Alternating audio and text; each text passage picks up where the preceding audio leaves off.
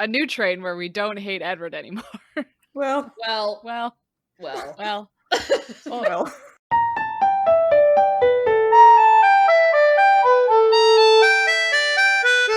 Welcome to Midlight Crisis, a real podcast hosted by three grown adults revisiting books from our teens, and it's totally cool. We're going to start, as always, with our randomly generated YA title names. So I am Sophie, and I have a YA title this week that is, as I find it, my class of octopuses and jugglers. Wow. Is that really random? Octopus would be so good at juggling, you guys. Oh yeah. They could juggle so many objects. So many. What do you think is the maximum number of things a human can juggle? Like 12? I don't know. I used to watch some of the jugglers at the circus school practicing before class, and they can juggle a lot of things. And then they team up and they can juggle more things between two people. That's what I'm saying. Okay, the most balls ever juggled by a human is 11. So if you multiply that by 8, I'm assuming an octopus can do 88. Wow. Why? But it would be by 2. It would be by 4. Okay, 44.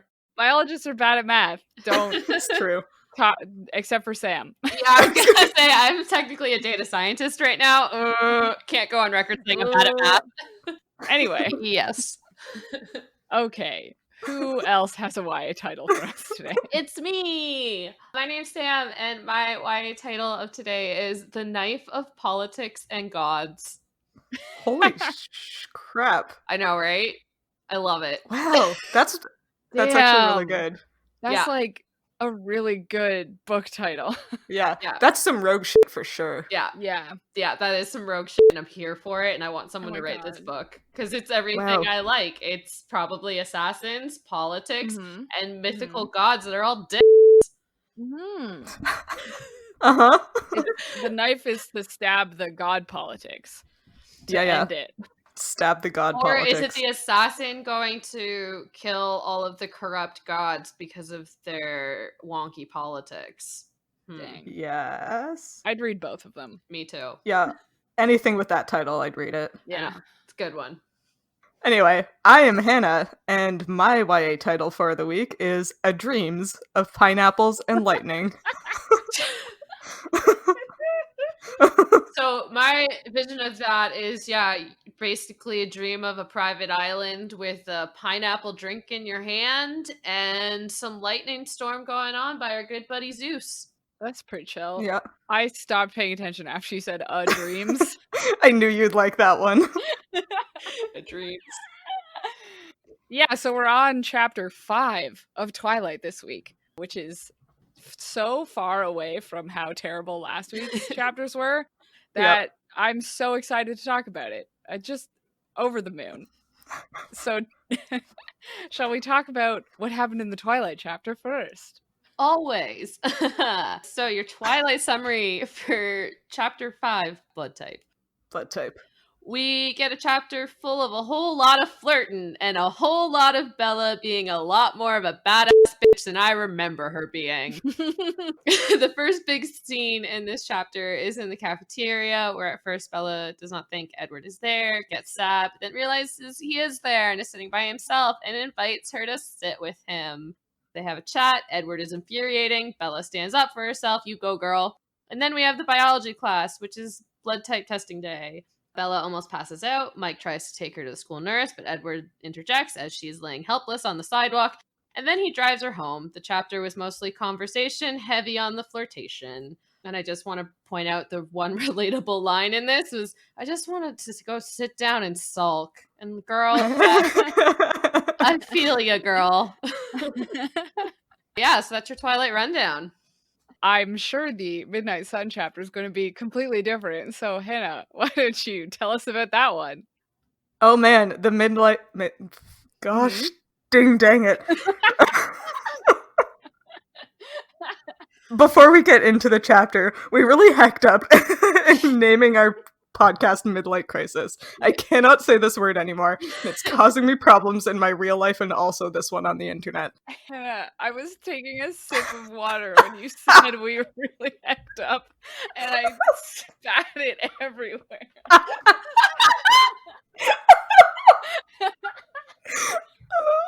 I'm sorry. Caught me by surprise.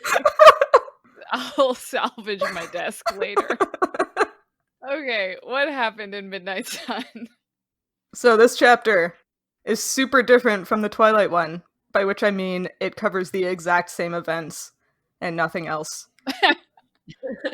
It opens with Edward, who, to everyone's surprise, I'm sure, is stalking Bella. This time he's watching her through other people's thoughts rather than, like, from beside her bed, which is a glow up, I guess. He continues to be emotionally manipulative in the vein of last chapter. He skips class due to Alice warning him in advance that it's going to be the blood typing lab, and that's just kind of asking for trouble. And while he's doing so, he actually starts composing his infamous lullaby for Bella, which I thought was a nice touch. Same interactions as they did in Twilight, just with more murderous thoughts towards Mike and obsessive thoughts towards Bella. Also, Edward is a ding-dong who can't tell that Bella thinks he's hot, but he does finally start to piece it together by the end of the chapter. Which I guess is...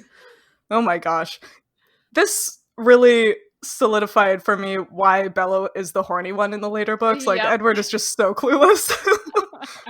Sam, you mentioned that Bella, like, wasn't a total pushover in these chapters, and I am also so here for that. I didn't remember her sticking up for herself so much, and I am big fan. You go, Bella. It's fantastic. Yeah, I have mad respect for Bella. The whole time I was just like, you go, girl. Okay, why did we ever think Bella was boring? Like, girl stood up for herself in this chapter, and Edward was a giant dick. I was just so annoyed. And I'm like, yes, Bella, you stand up for yourself. He is being unreasonable and infuriating. Yep. Oh my god. So I was very proud of Bella. She was the star of this one for sure. Mm-hmm. Yeah, also, there's so many times in this chapter, it happens a couple times, I think, where Bella is just, like, dazed or, like, loses her train of thought. And so I feel like when I was a teen, when everyone says, oh, Bella's so one-dimensional, she doesn't have much going on, whatever, I'm looking at this and I'm like, it's because she just loses track of her thoughts every time Edward is, like, suddenly too hot to handle. Like, and so it's like Bella is actually just distracted by how thirsty she is. Yeah. Like, she has a lot going on in this chapter especially, but every time anyone says, oh, just why could she not keep track of her thoughts, or why her face goes blank, she has nothing happening in her head, and it's like, yeah, the only thing happening in her head is Edward. She can't handle it. Executive function shuts down. Bella.exe has crashed. Bella.exe has crashed. This has literally happened to me only, like, once in real life. Someone turned around, they opened the door for me, and they just smiled at me, and I looked at them, and I literally lost all train of thought. I was just like, you're beautiful. Whoa. And then I was like, oh it's my a god. real thing. And so the reason we never came to this conclusion in our teens is because nobody in their teens is like, stop your brain good looking. That's a good point. Yeah, the moment I described literally happened a year ago, so... Yeah. It was very funny that despite, like, Bella short-circuiting every time she has to talk to Edward, he's like, oh, I'm going to try this vampire trick that works on humans, and then she just, like, starts drooling, and then it's like, oh, it didn't work. It didn't work. And it's like, okay, well, no, it worked really well, actually. Oh, Edward is so obtuse. It's only by the end of the chapter that Edward's like, wait. Wait a minute. And it's because he reads the thoughts of, I believe, the elderly nurse who thinks he's pretty. Yeah. It's like, well, I mean, I guess there are probably weirder ways to realize that someone you have a crush on likes you back, but, like, that's gotta be up there. Yeah, plus, like, this is so strange to me because, again, just having read these 5 chapters and not remembering anything else from the books, Edward's over here being like, oh, it's way more likely that she's afraid of me because way more people see me and are afraid of me than they are attracted to me. And I'm like, literally every interaction we've had from his frame of reference has been people who are attracted to him. So true. Yeah. And so I'm like, why would you not just assume that Bella thinks you're hot? Like, every girl you've met has thought you were hot. Yeah. Like, Jessica, for example, seems pretty astute.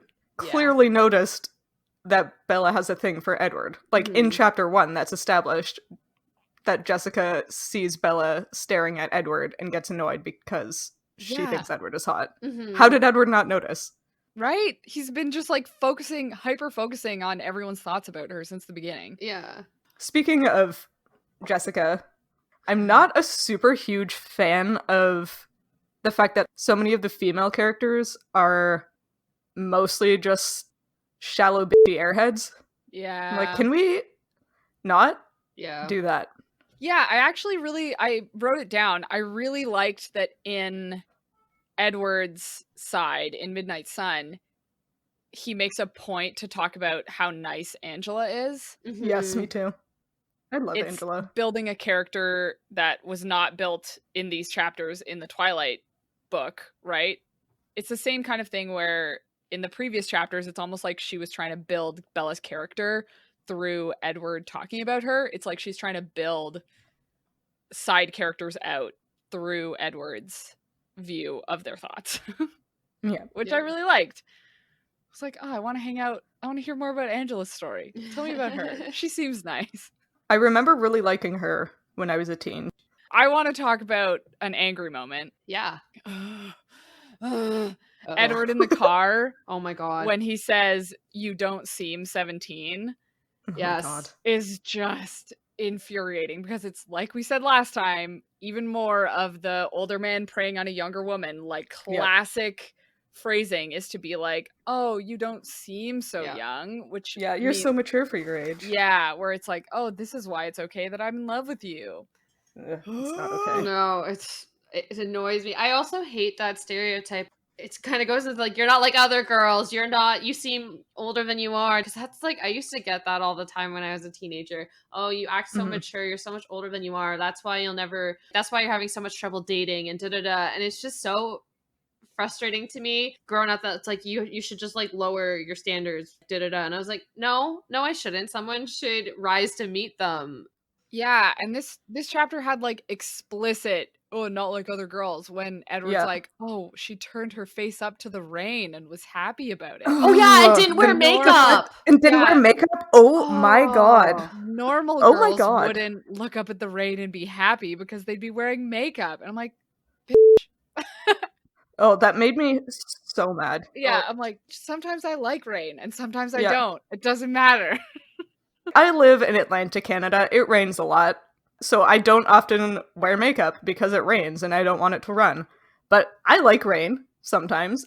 I also like makeup sometimes. Neither of those things makes me more or less of a woman. Yeah. Yeah. I hate it. I hate it so much. No, me too. It's like one of my least favorite things is like, oh, you're so much better if you don't wear makeup. Like, yeah. It was his comments like, oh, the cosmetic industry feeds off women wanting to look like me and da-da-da. And I'm just like, fuck off. Makeup is art. Do you see what people are doing with it? Like, it's a form of art. It's a form of expression. Oh my god, it just infuriated me. But I'm also remembering it's written through the lens of a 2005 whatever. Yeah. But oh my god, I was so mad.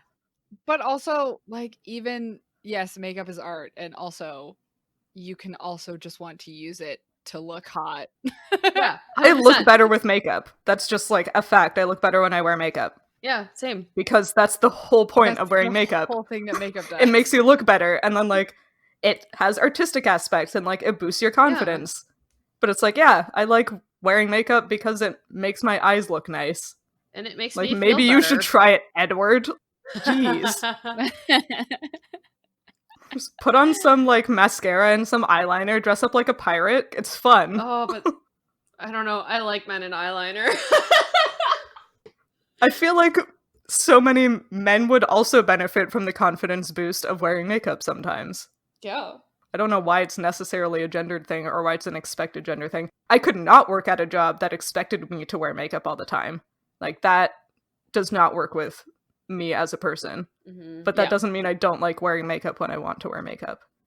Yeah, that's exactly it right there. It's like, I want to do it when I want to do it, not on when somebody tells me. Yeah.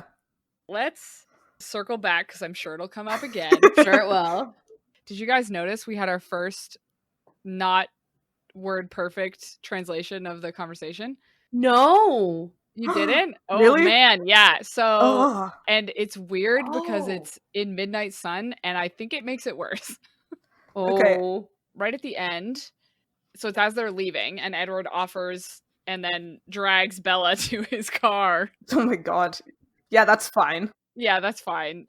Because he's like, oh, you're not fit to drive. And then he drags her to his car for her to get in. And she, like, stands there debating to make a run for it. In Twilight, he says, I'll just drag you back. Oh. And then in Midnight Sun, he says, I could drag you back, ... Oh. And so the line in Twilight, I actually think is, like, better because it's a joke. Almost. Yeah. Like, it's not a joke, but he's saying it as like a He thinks drag it's you a back, joke. right? Like, it's more lighthearted. But the I could drag you back ... It's just so threatening. Yep. Yeah. Just wild. Yeah. Oh man. I don't know why Edward doesn't grasp the fact that physically threatening somebody is like not a good seduction technique. Yeah, well, also in the Twilight side, he's dragging her to the car, but the way it's written and phrased is like it's more uncomfortable for Bella because she's like stumbling and tripping and whatever, all the stuff she does because she's clumsy. Because that's her flaw, she's clumsy. Yeah, but in the Midnight Sun, it's like him dragging her. And so it's like, what is happening? Because in the Twilight one, it's like, oh, he's just, making sure that she doesn't get into her car. And then in the Midnight Sun, it's like, oh, he's just physically He's dragging abducting her. Yep. Yeah. Just, why is this so uncomfortable? It's so awkward. On the same page as this change in phrase is yet another typo. And I was yelling about this earlier, but I am so not impressed with this professionally published work having so many typos and mistakes in it. Like, that is completely unacceptable. And I regret giving them my money if they're going to put in, like, this little effort into making a publishable product. They do not deserve my 36 Canadian dollars. That's a lot. I am offended. Yeah. Yeah. Yeah. Wait, what was the typo on this? The first second that Emmett saw Rosalie, he saw a goddess whom he had worshipped without cease ever since. Oh, yes! I do remember reading this and I was like, wait, what? I was like, worshipped? Without cease? Are you kidding me? Yeah, Also, that's pretty bad. she spells ochre wrong every time. Yeah.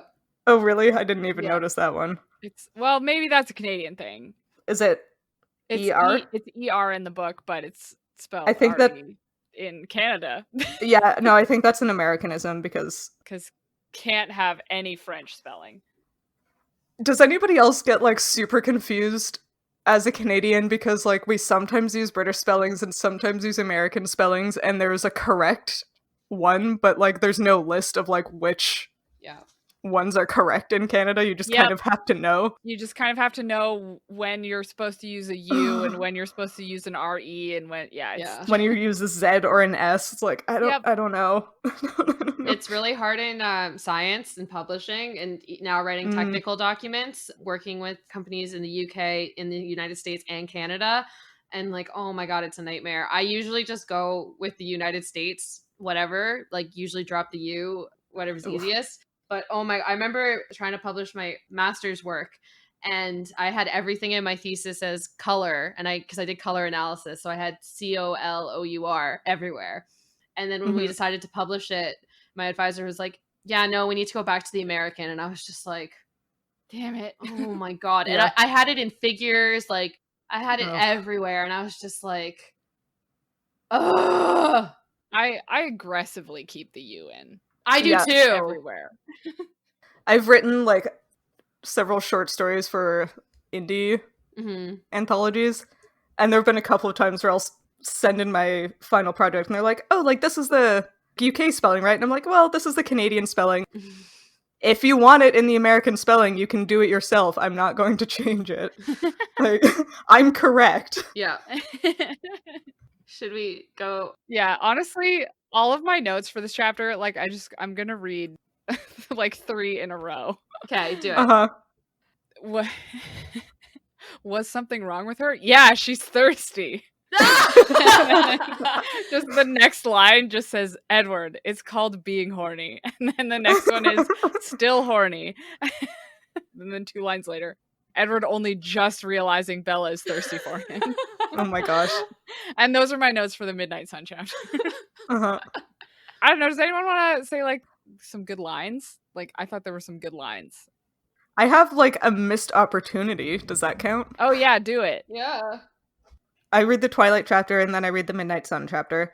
And in the Twilight chapter, you kind of casually hear Edward volunteering Alice to drive Bella's truck home. And I was so hoping that we would get some kind of snippet of like Alice suddenly seeing the future where she has to drive Bella's truck home and then like being annoyed about it at Edward, and maybe Jasper like noticing that Alice is annoyed about something and try to figure out what it is. Like, I was really, really, really hoping we would get that little snippet of like, Edward, I don't want to drive her truck home. It would have been so good.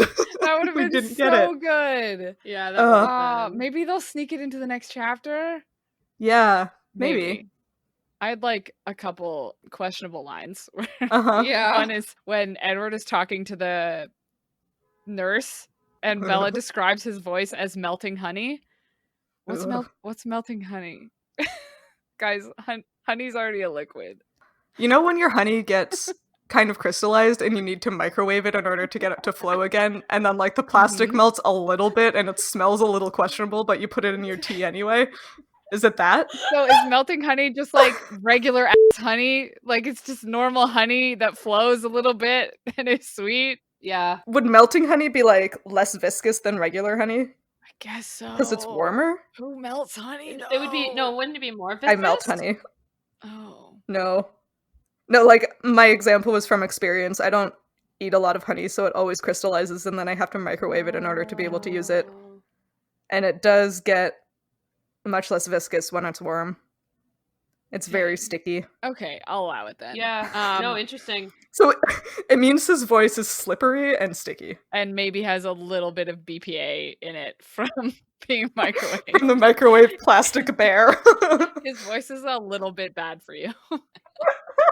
This is a common way that authors describe like men's voice. Like, I feel like I've read this in YA before. Yeah. Oh, his voice sounded like honey. I don't know if melting honey per se, but that seems it's like a common thing that female authors use. I find Because everyone just loves honey. I mean, honey's good. Honey is. I always think it's going to be good, and then I have it, and I'm like, I think okay. You know what it is? I always just want it to be maple syrup, and it never is. Oh, there's your problem. Yeah, that's True your Canadian problem. over here. In case you're wondering how Canadian I am, eh? Yeah. I just want my maple syrup. Sometimes I have sugar and I'm like, damn, I wish this was maple syrup. Right? Oh, man. Sometimes I get mad about Canadian stereotypes and then I go and pull that shit. Yeah. I only eat my honey or drink my honey in hot toddies, so I don't know if I'm any Ooh. better. But now I'm like, what would a hot toddy taste like if it had maple syrup instead of honey? Ooh. Oh man, that Better. was so good. Right? I have probably 2 tablespoons of honey every single day in tea. But now I'm just thinking about how it could be maple syrup.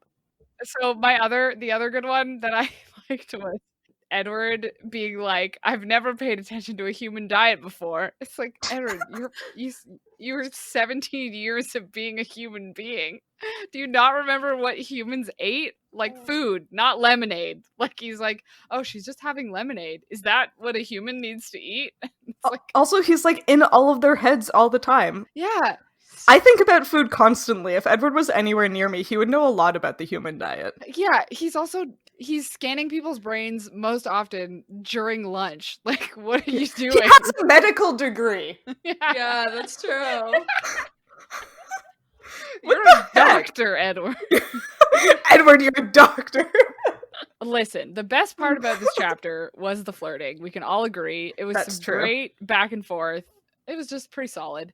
And then what I thought was fun, and which I assume we all thought was fun, is Edward like goes through a list of how all the other vampire couples like got together. Yeah. Yeah. And they're dynamic. And maybe we can talk about that a little bit. Because it was a fun dynamic between them, between was. everyone. Just some fun dynamics.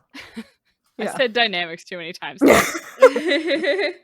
As a precursor to that, a lot of this information I knew from before, but I don't remember why I know it. Like, was it in one of the books? Was it like on the... Because I used to frequent Stephanie Meyer's website a lot because she would like talk about behind the scenes stuff. Mhm. Was any of this information in the other books? Don't ask me. I think Sophie. I think it might have been in the movies. Hmm. Oh. Yeah, I think if anything it was more in the movies. I can't remember though. It could have been brought up more in Eclipse, but I don't think so. 'Cause, Yeah. like there was a lot of... No, I think it was mostly from the movies because they wanted to bring more of the characters into the movies and make them, I guess, Yeah. Make them into characters. yeah, a little bit more. But I could be very wrong. If someone knows, correct me.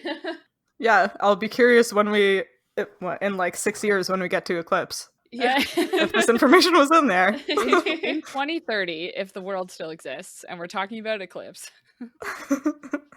Yeah, just to summarize, they have, the three sets of couples, right? Rosalie and Emmett are, as Edward describes it, classic love at first sight.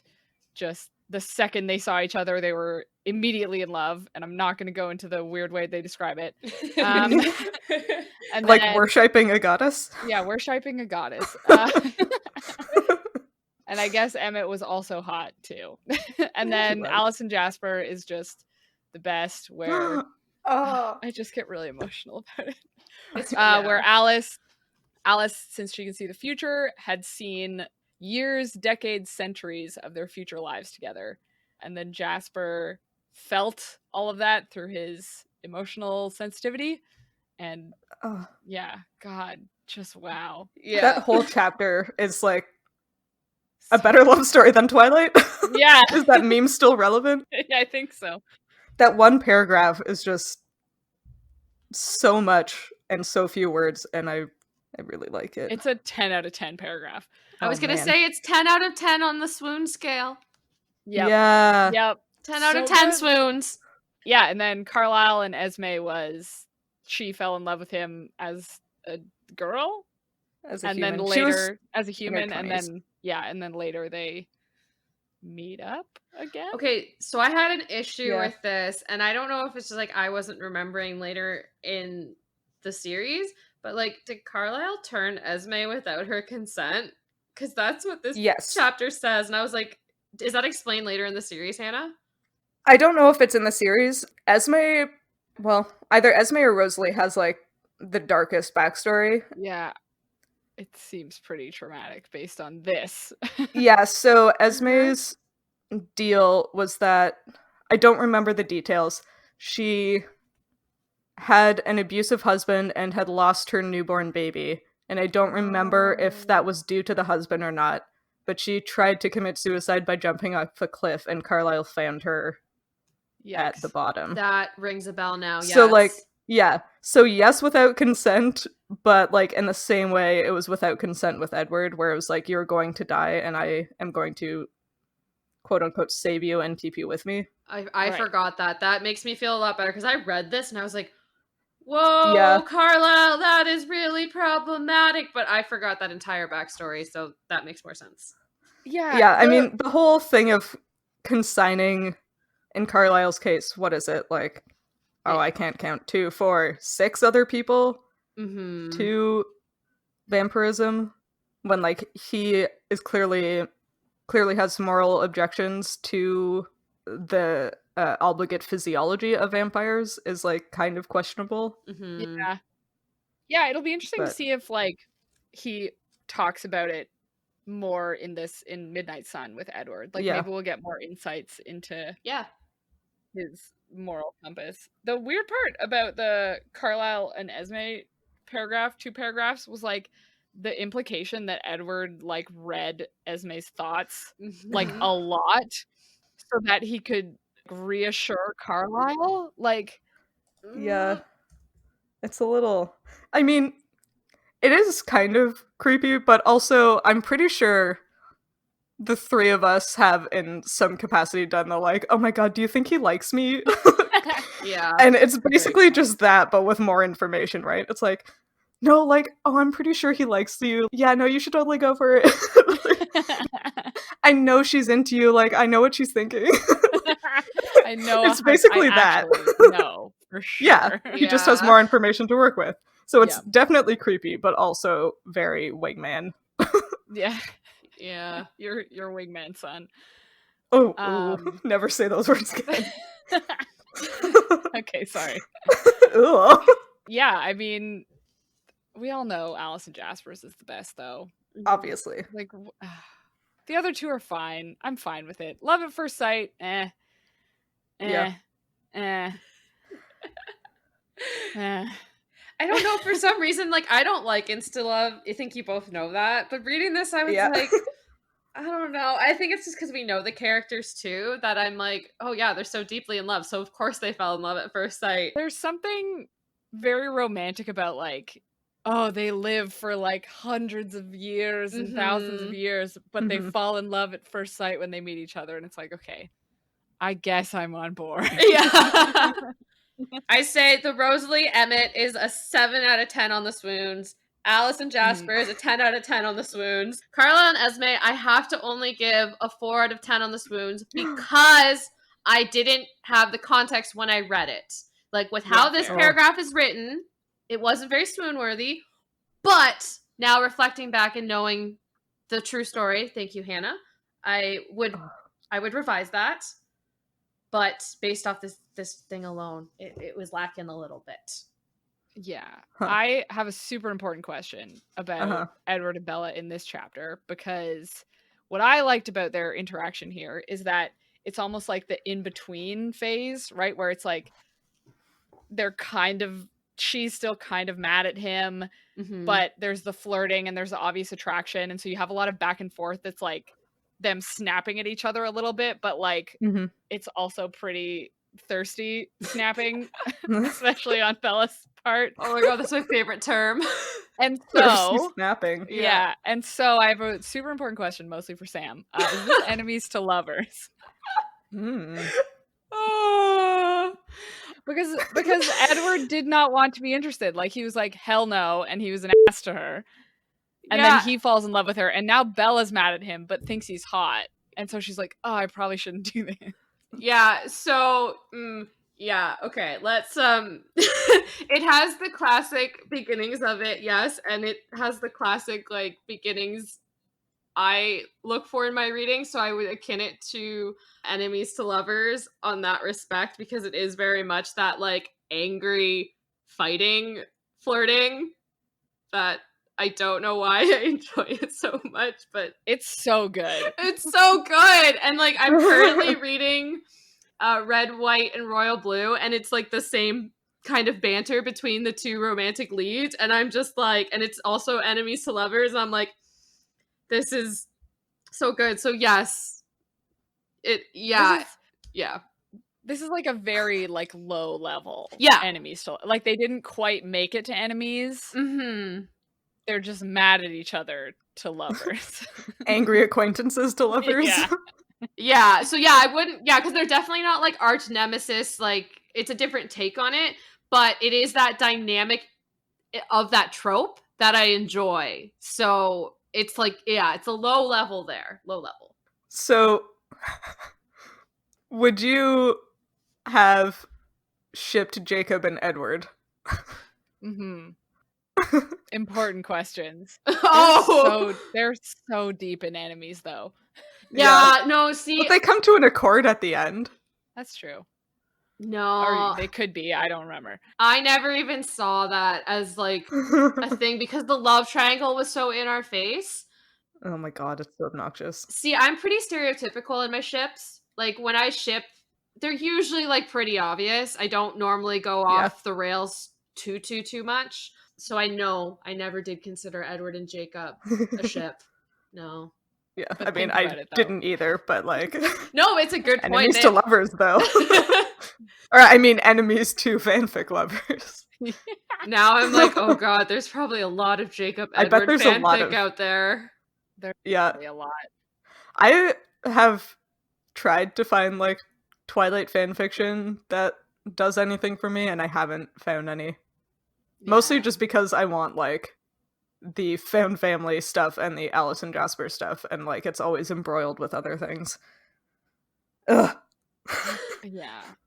I'm pretty sure, as I mentioned in episode 1, Uh-huh. when I wrote Twilight fanfiction, it was literally just for Bella to stop being so emo. I was like, You didn't mention the specifics, that's awesome. and I was like, she just figured out her shit. She got over him like an adult. That's really good. Anyway, we don't need to talk about that anymore. I definitely had, like, cringy Twilight self-insert fanfiction when I was, like, Oh, 16, but gotta I didn't have it. do anything with it. So Yeah. it stayed in my head and nobody will ever know, except the 7 people who listen to this podcast.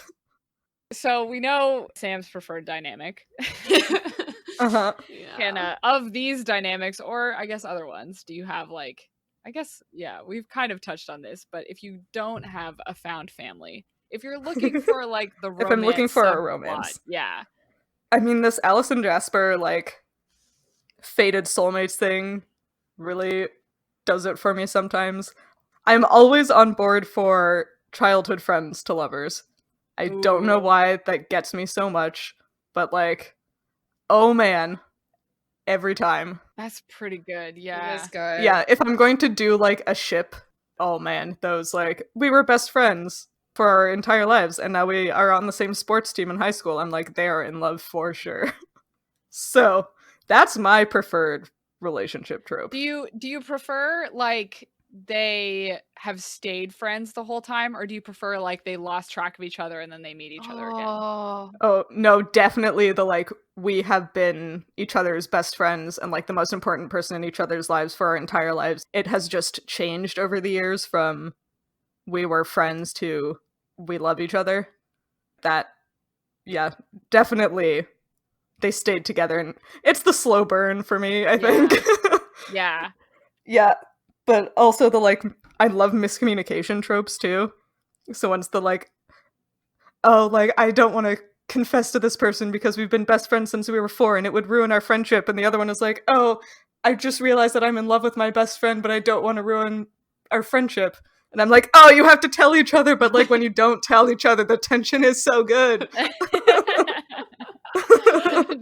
Ugh. Yeah, it really does it for me. Well, there was, like, the Del Toro Quest one, right? Like, that Mhm. did it for me as a small child. Maybe I wonder if that's where it started. That could have been where it Yeah. started. Or no, I think I shipped Mandy and James in the Animal Arc chapter books when I was in, like, grade 2. Animal Arc. Oh my god. Oh yeah, I think that might have been it. That might have been the genesis of this. what about you, Sophie?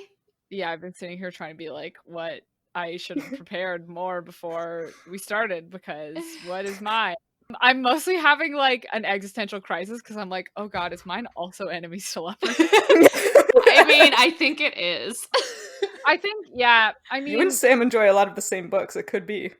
yeah. I don't know that I'm as much into, like, the enemies, like, actual enemies to lovers. Yeah. Like, I think Yeah. I like they don't think highly of each other, but then they have to work together. Yeah. And suddenly it's like, oh, I guess you're not that bad. And then at the end of the book, they're like, and we're in love now. Yeah. And by that, I mean, at the end of 7 books, they're like, now we're in Yeah. love, because gotta have that slow burn. Yeah, gotta have the slow burn. None That's of this imperative to a one love book- story. Yeah, none of this one book falling in love with each other. None of this half book falling in love with each Yeah. other. Sam encouraged me to read the Shades of Magic series, and Aw. I spent the entirety of the first book being like, oh, I hope these 2 characters don't end up together. That would be so lame. And now that I'm, like, almost done the second book, I'm like, well, it would be Well, okay, though. they're like kind of, I still don't know if it's going to happen, but they're like building up to it. And now that it's been almost 2 full books, I'm like, yeah, I'm on board with it now that it's been almost 2 full books, if it goes in that direction. I'm literally just like sitting here smiling like a fool because I love the Shades of Magic series so much, and the fact that you're both reading it and like experiencing what I experienced, I'm just like, oh yes, and Yeah. yes, it's so good. I have my like ebooks open and I'm like, what do all of these have in common? Because I bet you there's a thing they have in common. Yeah. I think the romantic subplot trope that gets me the most, which is ironic because I would say this is absolutely the opposite of what I personally would look for in real life. Yeah. Is he's been in love with her since the beginning, and she just like went off and had all these adventures and like I've been reading, there have been a couple books that I've read recently where the dynamic was like he was kind of a shithead at the beginning, but he like fell in love with her. And then she was like, nah, you're kind of a shithead. Are you reading Aragon? Maybe, no. But like he becomes a better person by being in love with her. And so by the end, you're like, oh yeah, I get this now. There have been a lot of books that I've read recently that are in that vein. So I'm a fan of that. I like Transformative power of love. Yes. That's an interesting idea, is whether the same relationship tropes that we like in fiction are what we would want in an actual relationship. I don't want any of the same ones that I look for in a book. No, thank you. Yeah, no, I don't think it's crazy that I'm like so into this like enemies to lovers, because I think I said it before, I have this like headcanon of myself that I'm gonna like turn some person into this environmentalist, like social justice, kind of person, when in reality I went on a date with a Trump supporter and I wanted to pull my hair out. No, I want anyone I date to have already done all the work. Exactly. That would have happened in the novel of us meeting. Yeah. He needs to have done all that work already because I'm too tired. Yeah, exactly. Yeah. So anyway, the most important thing about this chapter is that we get some insight into what vampires eat. Edward says that he and Emmett are going out to a park to go camping, and his thought process is because Emmett wants to go eat bear. Because bear is Emmett's favorite food that comes up in Twilight. We talked about this for a Let's second. talk about it. Edward's out there eating rabbits, and then Emmett wants bears. Like, bear seems really wasteful. Can they drink a whole bear in one go? But I mean, there's 2 of them. They could both drink the bear. Oh, I guess that's... But also, if they don't drink the whole bear, does the bear become a vampire? Oh, God. because it's Stephanie Myers. Because in Stephanie Myers' universe, you become I can't. I would assume that it has to be human specific, right? Wait, okay, I've got my composure back. Okay, I don't. I'm losing mine. Oh my God. No, okay, in Stephanie Meyer's world, vampires become vampires because the venom enters the bloodstream. If you've been bitten by a vampire, the venom's in you, like you're fucked, you're a vampire. So, is that straight up, is it just for mammals? Or like, what happens if they leave the bear like half drunk? Can they not just like use the animals like consorts like other vampire lore does, where they have like human people they just feed off to keep them sad? I'm going off on a tangent, I'm so sorry. So our audio dropped, but we're back, and I have a super important tangent off of Sam's tangent, which is last week we talked about Edward being at the bottom of a sound in the middle of the ocean. So I hypothesize he's at the bottom of that sound, and he's like, oh shit, I'm starving. I'm gonna die. And he catches himself a killer whale. Oh, I swear to God, if these vampires are eating like J-Pod or A-Pod out on the West Coast, I'm going to come out there and chop their heads up and burn them myself. There's no way that he can hold a whole killer whale's worth of blood. So he just is turning all these killer whales into vampires. Or is the hypothesis that they could drink from the animal more than once, that the vampire venom is only venomous to humans or maybe other hominid species, but not to other species? I'm gonna say that the vampire venom has to be species exclusive, because it would make no sense otherwise. Like, I mean, they're vampires, but I just want to imagine just like a fin whale out there being a vampire. I mean, fin whales eat their prey whole. Like, how much more vampiric can you get? It's not like copepods and have blood. Fish have blood, I guess. Vampires expressly don't eat their prey whole. Yeah, but like they're consuming the fluids as well as the creature. But vampires in Stephanie Meyer's world, right? Because a lot of vampire lore, that's not what actually turns people to vampires, right? It's usually I don't know. the most common way is that a mortal dies with vampire blood in their system, and then they have to like bury them a certain way, and then they rise from the dead that way. What the heck? Okay, yeah. we're not going to go into the biology of vampire changing. That's a different one. But we'll do that later. I do just want to, because there are a lot of bears species in Washington, and like all of them are endangered. I looked specifically for grizzlies because they mention later on in Twilight that grizzly is Emmett's favorite food. And they are officially listed as endangered in Washington state. And like, Emmett, stop eating endangered animals. These are a protected species. What are you doing? Just like, but also they eat a lot of deer, and white-tailed deer are also endangered in Washington. Mm-hmm. Yeah, I mean, white-tailed deer are just like a plague upon the planet everywhere else, though. You can't eat a protected species. If you're a human, you're not allowed to kill a protected species. Yeah. So I imagine if you're a vampire, you shouldn't be allowed to kill a protected species either. Like, if you think about it, probably every mammal other than a raccoon or a squirrel is going to be at least endangered. I guess, does this count as subsistence hunting? I mean, I would say no. Well, even then, like, it would have to be deer. Yeah. They could eat, like, raccoons, or what's an invasive species in the Pacific Northwest? Like a mammal? Yeah. Does it have to be mammal blood? Probably, eh? I mean, do they eat green crabs? Yeah, because if it's not mammal blood, then, like, some leeches have red blood, so... Just, what's the... I think it's the fluid? Hemoglobin. Yeah. Like, they need hemoglobin, right? Just chomp down on a... Well, no, they have blue blood. I was gonna say horseshoe crab. They got a lot of blood. I wonder if their eyes would turn blue if they ate horseshoe crab blood. Whoa! That would be so cool. That would be so cool. That would be such a good disguise. Yeah.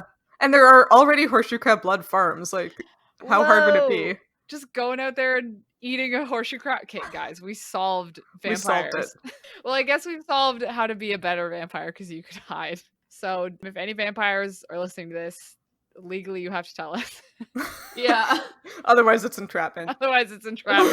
We need to know about the sustainability of your hunting methods, because you can't just go eating like 5 deer and a cougar and a bear every other day. Or a fin whale. These guys are worse than house cats in the amount of wildlife that they kill. Keep your cats inside. Keep your vampires inside. Don't let them eat the native wildlife. Keep your vampires inside. Keep your vampires inside. Get them those little crinkly, colorful collars to keep them from eating birds. If you have to let your vampire outside, put a bell on them. Vampire. Oh, I was about to be like, make sure you keep your vampire on a leash, and then I was like, ooh. It's a little bit kinkier than I meant it to be. I think they did that, and it was called 50 Shades of Grey. That is exactly what it was called. You are correct. I take it back. You know what? Like, they're immortal. They're the ones who are going to be here after our species has hecked up the whole entire planet. You'd think they would be a little more concerned with sustainability. Yeah, they're going to have to be here for Permian extinction, too. And I don't want to be here for that. They're all going to starve once all the humans die from climate change. Also, he says Emmett is excited for bear season. Do they only hunt in season? Do they get, like, hunting tags? Well, also, there's no bear season. No? Hibernation? But, like, does he mean fall? Like, what time of year is it? Is it summer? Spring? It started in January. Oh. And it's been a couple months, so it must be, like, March. So I guess that doesn't seem... He means bears coming out of hibernation. Yeah.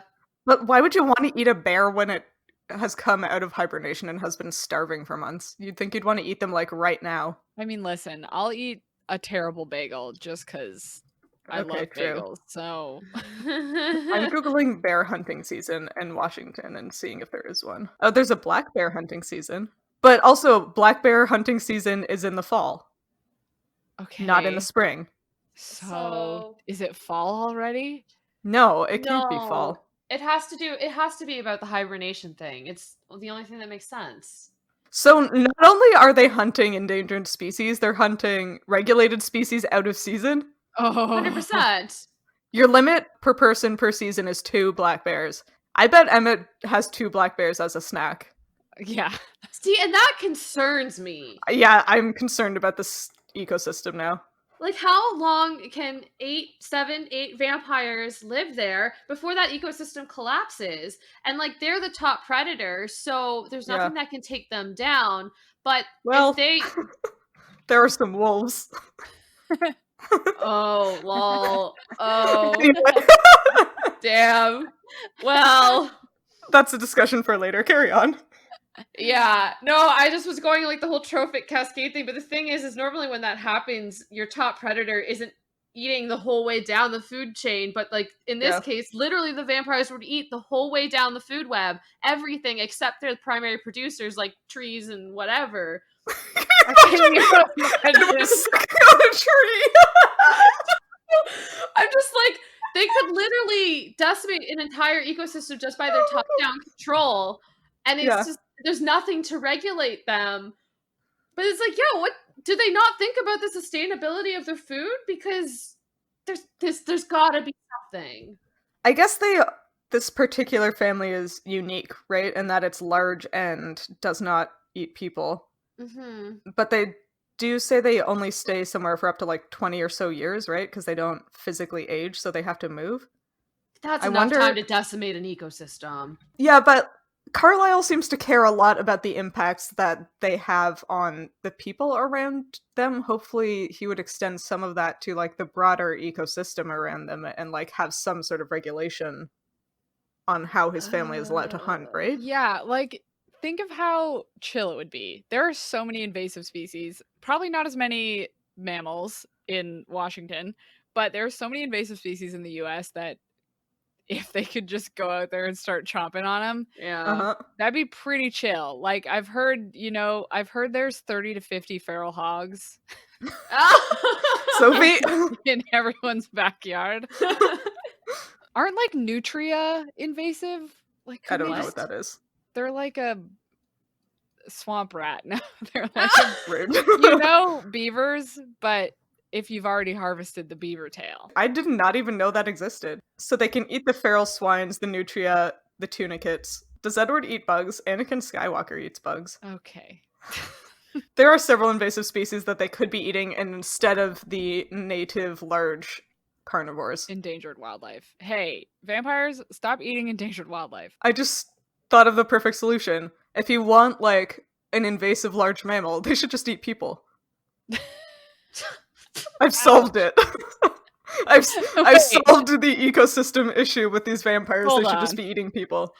We've gone too far around at this point. The ecosystem needs are opposite of the human needs. Okay, I have another question though, because this just popped in my head as a researcher.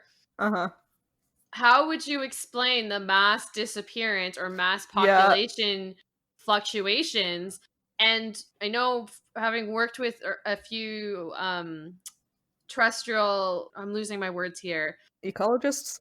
Yeah, like a lot of wildlife ecologists in my through grad school. I know one of the big methodologies is trap cameras. And so, oh my god. Like, you can't tell me that the surrounding forest of Forks doesn't have a few trap cameras in there. Like, I feel like they would have been caught. And like I feel like there's like, gotta be a wildlife biologist out there who's just like confused. Bigfoot. Bigfoot. Oh my god! Bigfoot is Emmett. With a bear. He's got like the bear over his shoulders, and that's why it's all. That's why he's so furry. God. I was just thinking, is like Alice a chupacabra? Probably. Oh my god. But also, like, what do they do with the bodies of these animals once they've eaten them? Yeah. Are Because they just leaving dead bears strewn through the woods? This is how you end up with pop sci articles that are like something gigantic Yes! ripped out this great white shark stomach, and it's like It was a killer whale. It was a killer Relax. whale. Or it was a vampire. Emmett. It was Emmett. I bet Rosalie would eat sharks. Yeah, It was probably. Rosalie. I bet you their blood tastes so bad. It's got all Yeah. that urea in it. No Ugh. thanks. So oily. They're Ugh. really bad for you. I don't want to eat a shark. Also, bioaccumulation. Yeah. Big Yep. problem. Yeah. Do you think vampires get like sick off animals that are in unhealthy environments? I mean, they should. They should. Do you think if they eat enough, like, peregrine falcons, then their eggs start to get brittle? They get my DDT God. all up in their... Their skin just starts cracking. You sit on a vampire and instead of it being like super durable, it just shatters. It just cracks.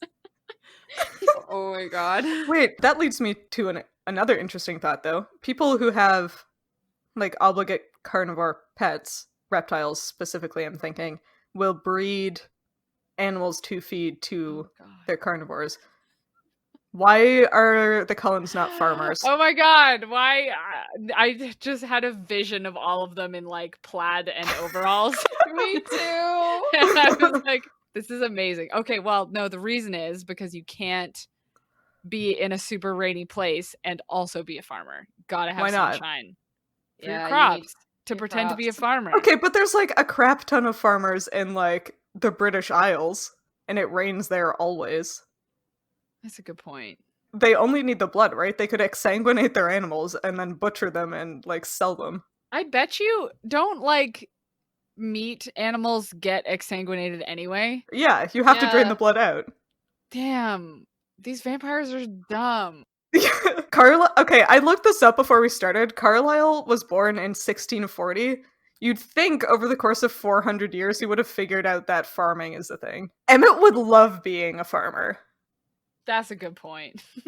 And Edward would probably enjoy like sitting out in the fields and squinting into the darkness and like brooding about his life while he Yeah. chews on a stalk of wheat. But they're not farming wheat. They'd have to farm one little plantation of...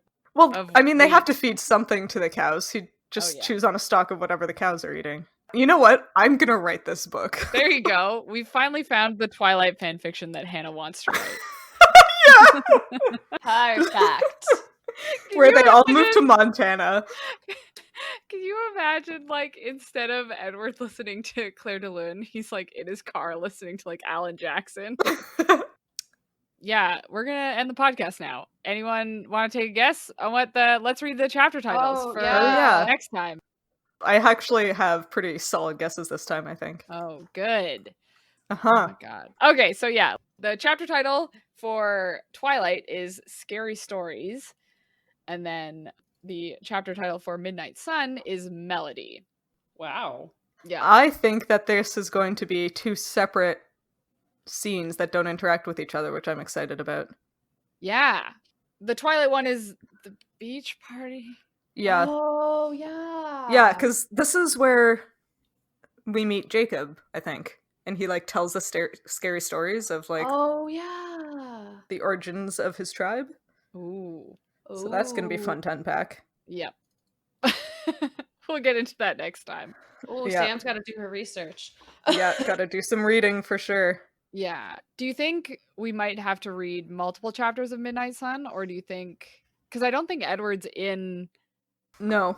the beach So- one at all. No, he's No, not. I was looking. I think the next two chapters in both books both have different titles, but then the Port Angeles chapter is the same in both of them. Okay. So I think we are like 1-to-1 for the next episode, 1-to-1 for the episode after that, and then they come back together. Wow. This is gonna be Interesting. fun. Two different I think. stories. Yeah, right? So do you think in the Midnight Sun chapters, do you think we're going to get confrontation between Emmett and Edward while they're camping, like maybe talking out Edward's decisions? I don't think Maybe. they'll be confrontational. I think Emmett is pretty chill with like Edward's decision making. That's true. Is it just But the maybe two they'll of like them? bro down. Yeah. Like It seems to be Rosalie's just not the going to be there? 'Cause she Yeah, would as long be as Rosalie's not there. confrontational. She would be. Yeah. I think because it's called Melody, I imagine there's going to be at least a segment where he's working on this lullaby, right? That's what I was thinking. He's just Cool. ignoring Emmett in the woods, writing piano music in his brought- head, like he the has a emo piano. 17-year-old he is. Yeah, he brought a piano on his shoulder, and he just puts it down in the middle of the forest. He has one of those, like, sheet music notebooks, and, like, Oh, Emmett yeah, wanders back to definitely. camp with an entire bear, and Edward is just, like, wearing a toque and a flannel, like, scribbling madly in his sheet Okay. music book in the firelight. You guys need to stop right now because that is a visual that is like 11 out of 10 swoons right now. Which one, the carrying the bear or the tortured soul writing music in the forest? The carrying Which one the bear. do you think? The carrying the bear is for Hannah, and the writing music in the Yeah. forest is for Sam. In a toque and a Sophie, I flannel. cut that part out. You Then can't cut call this me out part on out, something too. that I edited out of the podcast. Haha, got you again. Yeah, so maybe we have an idea of what's going to happen next time, and maybe we don't. But other than that, idea. okay. Well, tune in next time, I guess, to hear Anna's very confirmed ideas. But until then, here's some other stuff. Yeah, I'm gonna be wrong, and this is gonna be really embarrassing. But if you liked this chapter of Midlight Crisis and you want to hear me be wrong next time, make sure to tune in and consider rating and reviewing us on iTunes or your podcatcher of choice in the meantime. You can talk to us and find fun-related content on social media. We are at Midlight Pod on Facebook, Instagram, Twitter, and TikTok, and all chapters of the show thus far are available on our website, midlightpod.podbean.com. And in the wise words of Edward from this chapter, try to act casual and modern, even if you're not normal or modern or human. God damn it, Edward. Guys, we forgot to talk about how Bella thought that Edward was Spider-Man. I really wanted to talk about that. Yeah, so I looked up. I actually found the first comic appearance of Spider-Man. Yeah? Yeah. Yeah, so Spider-Man first appears in Amazing Fantasy Volume 115, which is about Spider-Man, I guess, in this Sophie's comic book minute. Bella Swan. Bella Swan. Bella Swan.